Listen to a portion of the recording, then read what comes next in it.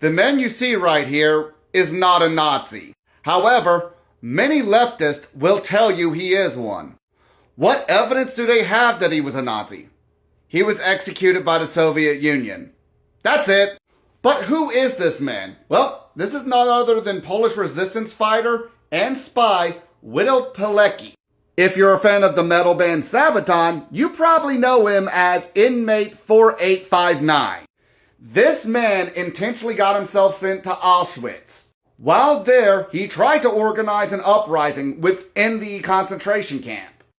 And even though it failed, what he did succeed in doing is gathering a lot of intel on what the Nazis were actually doing at Auschwitz and many other concentration camps. Eventually, he did manage to escape and make his way to the Allied forces, where he gave them all the information he collected. Long before the Soviet Union was liberating Eastern Europe, this man had already gathered the wide majority of the information that the Allies would end up using against the Germans. Which brings me to why he was executed by the Soviet Union, despite being such a virulent anti-fascist.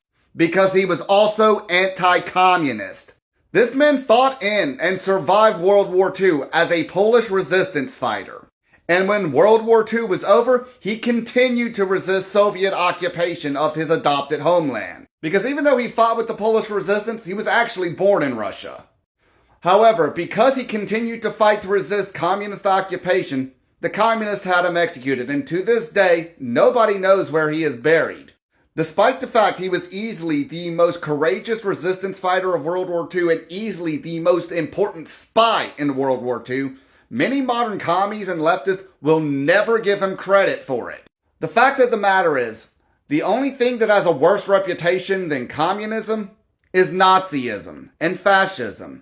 And even though this is probably the most important anti-fascist resistance fighter in world history, communists will never give him credit because he opposed communism too. Because for leftists, it's never been about anti-fascism. Fascism is just the only ideology that has a worse reputation than communism.